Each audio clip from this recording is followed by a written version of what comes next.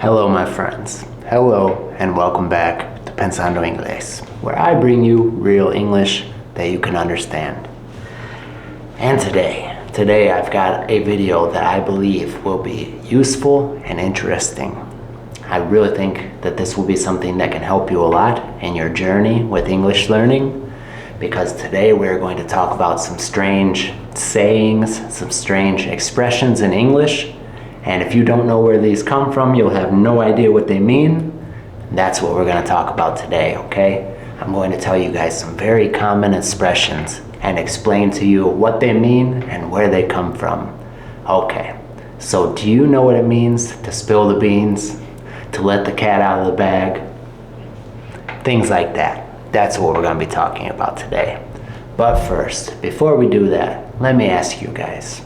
I try my best to help you guys on your English learning journey.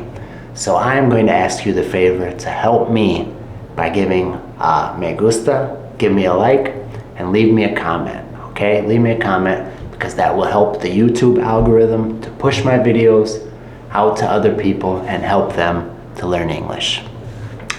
Also, if you want even more content, I already make 1, 2, 3 videos every week, but if you want more content, more personal content from me, you can sign up down below in the description. I'll leave a link to the membership page. And on the membership page, I share some very real, personal, and useful content. And it really goes a long way to help with the mission. So if you want to support me, down in the description below will be a link to the membership page. All right, are you ready to explore some strange sayings and expressions in English? Number 1, break the ice. To break the ice. So what does this mean, to break the ice? It means to start a conversation in a social setting, okay? Saying something to break the ice means if I see somebody and I want to have a conversation with them, but maybe I'm a little nervous to talk to them, well, I guess I better just go say something and break the ice, okay? Now, where does this come from? It comes from the practice of ships, barcos, breaking the ice like this, breaking the ice in frozen waters so that it makes it easier for other ships to pass through, okay? So the way that this expression works is just like when the big ship breaks the ice, the other ships can come through easier. When you take the effort to start the conversation by breaking the ice, the rest of the conversation will be much easier and it will just flow, all right? So that's what it means to break the ice and where that expression comes from. Number 2, to bite the bullet. Biting the bullet means to face a difficult situation with courage, bravely, okay? To bite the bullet. Okay, maybe you're scared to tell your boss something, okay? You messed up at work, now you have to tell your boss, but you're scared. So you might say, oh man, I'm just gonna have to tell him. I'm gonna go bite the bullet and tell my boss, even though he might be mad at me, okay? It means to just be brave and do something difficult. Now, where does this come from? It comes from the practice in old wars, okay? Old wars, when a soldier had an injury and they had to operate on them or maybe cut off a limb, they would give them a bullet, and have them bite it so that they would not scream, okay? So you bite the bullet and then they do whatever they have to do and okay? That one's a little bit, a little nasty, a little scary, but that's where it comes from. So, to face a difficult situation, like having your arm cut off in a battle, sometimes you just have to bite the bullet. Number 3, to let the cat out of the bag. What does letting the cat out of the bag actually mean? Well, it means to reveal a secret, okay? To tell a secret, to show the truth. Now this one's interesting, and I had no idea where this came from. But apparently people used to sell pigs, little pigs, in bags, inside of a bag, bolsa, okay? When they were selling little pigs, they would sell them in a bag. Here you go, give me money, okay? But I guess the people that were scammers, okay, estafadores, the scammers would put a cat inside of the bag instead of the pig. Okay, so you pay good money because you're trying to buy a pig, and they give you a bag that has a cat in it, okay? So to let the cat out of the bag means that you reveal the secret of the scam, all right? Let the cat out of the bag. You see the truth. You see that it was not a pig. It was not what you thought it was. It exposes the secret. So that is where letting the cat out of the bag comes from. Number 4, to cost an arm and a leg, okay? To cost an arm and a leg.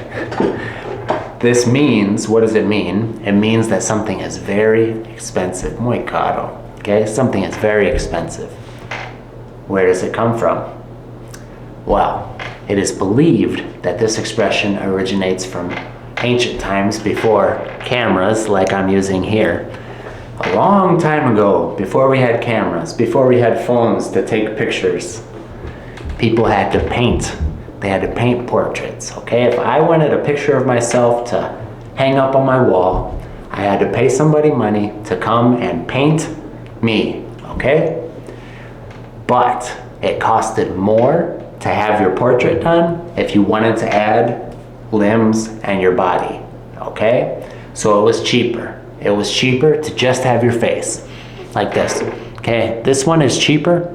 This portrait is cheaper than this portrait with arms, okay? So it means that to cost an arm and a leg is more expensive, because if you wanted arms and legs and your whole body in the portrait, that one was going to be very expensive. So that is what it means when something costs an arm and a leg. We might, for example, say, oh, I bought a new car. Oh, it was expensive. It cost me an arm and a leg. Okay? So next time you hear this expression, not only will you know what it means, you will know where it comes from. And you can tell your new English-speaking friends and impress them. Next, under the weather. Okay? We say that somebody is under the weather when they are sick. Okay, when they're, oh, I don't feel so good, sick, okay, under the weather. So maybe you call into your job, okay? Hey boss, yeah, I'm not coming in today. I'm feeling under the weather. I've been throwing up all night. My head hurts. I'm sick. I'm under the weather, boss. I'm not gonna come in today, okay? Under the weather means to be sick. Where did it come from? Weather is clima. What does that have to do with being sick? Well, back in the old days, sailors, okay, people who worked on boats, they would say that they were under the weather when they got seasick, mareado, okay, when they got seasick. Because they would go under the boat, there would be rooms under the boat, okay? And they would be under the weather. They would be outside of the air and the weather. So they would go inside, up under the ship, and they would call that being under the weather, okay? And it meant that you got seasick and you were sick, under the weather. Next, this one's funny, guys. This one's funny and I had no idea where it came from. Oftentimes, when it is raining very hard, we say that it is raining cats and dogs. Okay, it's raining cats and dogs. Okay, so if there's a storm outside and it's coming down, I might call my boss again, okay, and say, hey boss, I can't come into work because it's raining cats and dogs and I'm scared to drive to work, okay? So, raining cats and dogs means that it is raining, lloviendo, very heavy, all right? But what do dogs and cats, perros y gatos, what do they have to do with this? Well, apparently, a long time ago in the 17th century, according to my sources, in the 17th century there were a lot more animals walking around the streets, okay? They weren't necessarily pets, mascotas, like they are now, and we keep them in our houses. So they would sleep outside, they would be out in the streets, and there was a huge storm, okay? And it flooded. Water was going through the streets. And I guess all the poor little cats and dogs just got drug away by the water, okay? So the dogs were just, ah! So, because the cats and dogs were washed away in the big storm, people said, oh my goodness, it's raining cats and dogs, because the flood was pushing the cats and dogs down the street. Now, from what I have read, that's where it comes from. I don't know if it's true, but to me it's just a very funny picture to imagine cats and dogs just in a river going down the street being pushed away.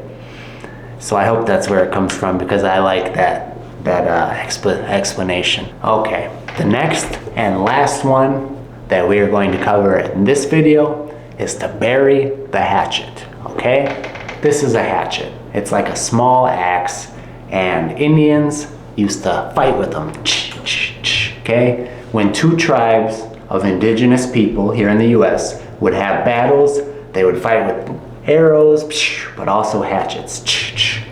So it was a ritual for peace. When the two sides said they wanted to have peace and stop fighting, they would bury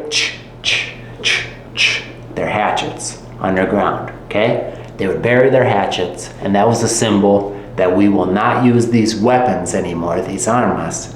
We will not use these weapons anymore to fight each other. It's a symbol for peace, okay? So how we would use this in hoy en día, in modern English, maybe me and my brother, we've been arguing for a long time because he doesn't like my girlfriend, or I don't like the way that he talks to his wife, or we work together so we got in an argument, okay? The point is, let's pretend that me and my brother have not been at peace for a long time. So I might say, you know what? I'm tired of fighting with my family. I love my brother. I want to stop fighting. I could say, hey bro, let's bury the hatchet. Let's bury the hatchet, man. I don't want to fight with you anymore. You're my brother, I love you. Let's bury the hatchet. Okay, that would be an example of how we could use that term nowadays, hoy en día. All right, guys, there are many more expressions like this. And if you would like for me to cover some more in another video just like this, tell me down below in the comments, and I will make one with much pleasure, con mucho gusto. All right, my friends, como siempre, muchísimas gracias por ver. Nos vemos pronto.